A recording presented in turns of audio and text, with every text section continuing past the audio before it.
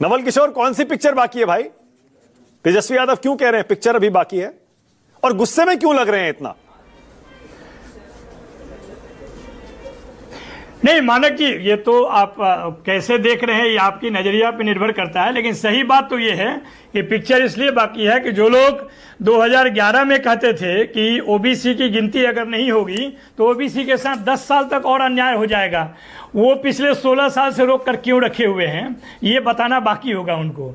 जो लोग इस बात के लिए कह रहे हैं कि हम असल में हम ही सामाजिक न्याय के जनक हैं, उनको ये बताना पड़ेगा कि बिहार में अभी भी जो आबादी के हिसाब से 65% का दायरा बढ़ा है, 50 से 65 बढ़ा है, उसको 9वीं अनुसूची में क्यों नहीं डाल पाए। उनको यह भी बताना होगा कि बिहार में जब जाति सर्वे हो रही थी तो पीआईएल के माध्यम से उसको रोकने का प्रयास क्यों किया, और यह भी बताना जरूरी होगा कि जो मंडल कमीशन के विरोधी थे 1990 में, कमंडल लेकर गए थे, आज अगर वो कह रहे हैं कि हम वास्तव में उनके शुभचिंतक हैं, तो मंडल कमीशन के जो 38 बाकी अनुशंसाएं हैं, टोटल 40 रिकमेंडेशन थे, जिसमें पहला नौकरी और दूसरा कैंपस, विश्वविद्यालय कैंपस पहला हुआ 1990 में, दूसरा यूपीए 1 में हुआ।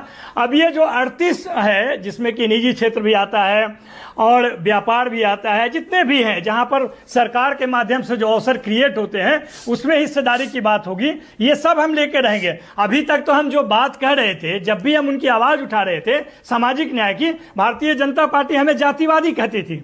आज पता नहीं किस मुंह से और किस विचार से इस बात को वो अपने आप इस बात को परिभाषित नहीं करती है कि जातिगत गैर बराबरी को दूर करने के लिए जो सबसे सही और सबसे वैज्ञानिक तरीका है वो जातीय जनगणना है। इसको मानने में 3 दशक क्यों लगे? उनको यह भी बताना पड़ेगा कि 96 में एक और कैबिनेट ने फैसला लिया था कि देवगौड़ा सरकार में, जिस समय लालू जी जनता दल के अध्यक्ष हुआ करते थे, जिसकी सरकार में सबसे बड़ी भूमिका थी, वो 2001 में आडवाणी जी और वाजपेयी जी ने क्यों नहीं कराया, क्यों रोका? तो ये सब सवाल जो है वो जन विमर्श में आएगा। आप अभी बोल रहे थे ना होड़ लगी हुई है क्रेडिट लेने की, क्रेडिट नहीं, होड़ ये हम लोग सिर्फ सच्चाई बताना चाहते हैं। और जिस दल की खोखलेपन है, जो दल पिछड़ों की राजनीति के लिए या पिछड़ों के विकास के लिए शुरुआती दौर से विरोधी रहा, कर्पूरी ठाकुर के समय से विरोधी रहा, उनकी सरकार वहां भी गिराई, बीपी सिंह की सरकार गिराई, अब वो सारी बातें खुलकर आएगी। तो इसलिए ये बात जरूरी है, नवल भाई, दूसरा बात जानना भी जरूरी है। सुनिए, मैं ये सोच रहा हूं, ये जो तेजस्वी ने एक्स पे पोस्ट लिखा है, आपने भी उसका इशारा कर दिया, मतलब आपकी अगर सरकार आएगी तो आप क्या कह रहे हैं, न्यायपालिका में भी आरक्षण लागू करेंगे, निजी क्षेत्र प्राइवेट सेक्टर में भी करेंगे, मतलब समाज का कोई ऐसा तबका, कोई ऐसा हिस्सा नहीं रहेगा जहां पर आरक्षण लागू नहीं होगा। ठीक कह रहा हूं ना?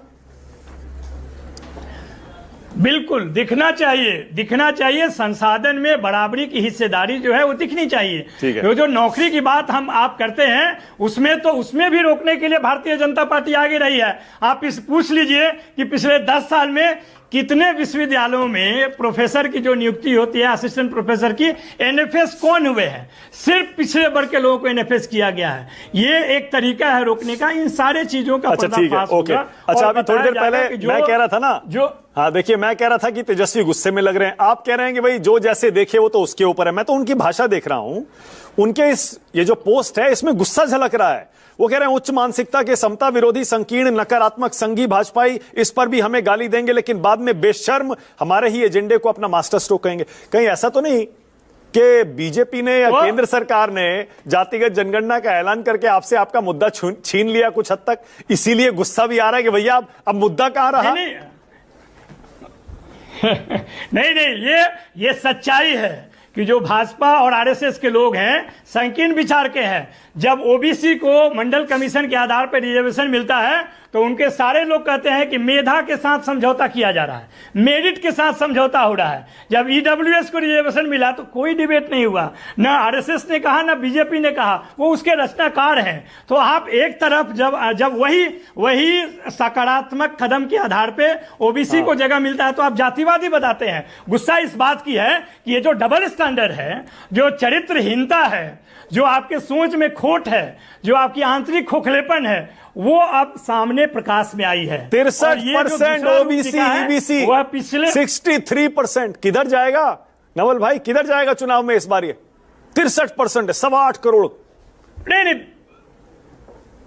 देखिए, उनको मालूम है कि उनका असली शुभचिंतक कौन है। यही कारण है कि पिछले 3 दशक से बिहार में जो राजनीतिक धुरी रही है, भारतीय जनता पार्टी के पास कोई मुद्दा नहीं रहता है। उनके बड़े बड़े नेता बैठ के बात करते हैं कि लालू जी पे अटैक करना है या तेजस्वी पे करना है। एक सामाजिक न्याय के रचयिता या जनक, दूसरे आर्थिक न्याय के रचयिता या जनक, दोनों में ये लोग डिसाइड नहीं कर पा रहे हैं। तो आपको यह पता चल गया होगा कि जो बिहार की जनता है वो सबसे ज्यादा किसको पसंद करती है। नहीं, देखिए एक सेकंड, अभी मैंने आंकड़े बताए नवल भाई, अभी मैंने आंकड़े बताए।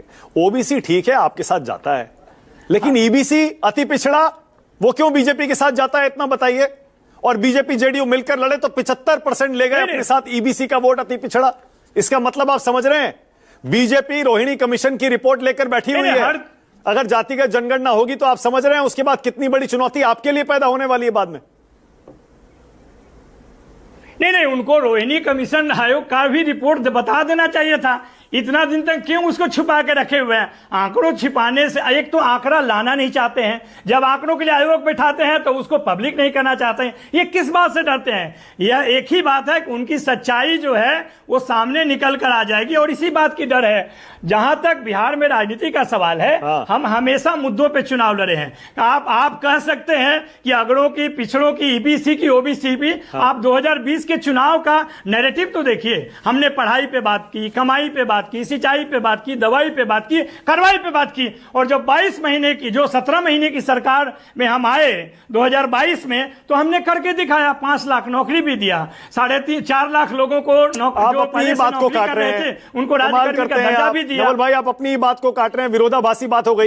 एक तरफ कहते हैं जातिगत जनगणना की मांग हमारी थी, हमारा एजेंडा बीजेपी ने उठा लिया। फिर कह रहे हैं पिछले चुनाव में हमने तो जाति की बात की नहीं, हमने तो दवाई की, पढ़ाई की, रोजगार की बात की। नहीं, लेकिन मैं देखिए, बात समझने पे पता चलेगा। जब ये पढ़ाई, दवाई, कमाई की बात करेगी ना, तो आपको पता चलेगा कि जातीय जनगणना कितनी जरूरी है। अभी जो ये 65% आरक्षण जिसका दायरा इन्होंने जो बढ़ने से रोक दिया, नवीं अनुसूची में नहीं डाल रहे हैं। जो नौकरियां अभी मिलेगी उसमें 15% लोगों के साथ अन्याय तो होगा ना। अगर 65% होगा तो SC, ST, OBC के जितने भी हिस्से थे वो 65% होते। भारतीय जनता पार्टी ने उसको रोका, उसको रोकने में मदद किया। इसीलिए हम कह रहे हैं कि जो दोनों का आपने लेकिन जवाब नहीं दिया। मैं कह रहा हूं ईबीसी आपके साथ क्यों नहीं जाता है, बीजेपी के साथ क्यों जाता है? और बीजेपी जेडीयू मिलकर लड़ते हैं तो 3/4 ले जाते हैं ईबीसी को, अति पिछड़ा को। नहीं, देखिए, वो भ्रम फैलाने वाले लोग हैं। वो तो एक बात ही नहीं कह सकते हैं। जहां तक जिन दोनों दल का बात किया है आपने, उन दोनों दल के लोग क्या कहते हैं? पिछड़ों की बात कीजिए तो कैबिनेट में गिनाते हैं कि हमारे पास 32-35 लोग हैं। कौन से ऐसे लोग, इतने लोग रहने के बावजूद उन्होंने क्यों नहीं अभी तक जातीय जनगणना करा पाया? गणना माने सेंसस भी नहीं करा रहे हैं। सत्यप्रकाश मिश्रा आगे स्टूडियो में। 5 साल तो ऐसे ही निकल गया। अभी कहेंगे कि 2031 में आएगा, 2031 में आएगा, फिर परिसीमन होगा। ये टोटल तरह से लोगों को कंफ्यूज करना चाहते हैं। इसलिए हम कह रहे हैं कि असली मुद्दे पे खींच कर उनको लाएंगे। Okay, alright. अब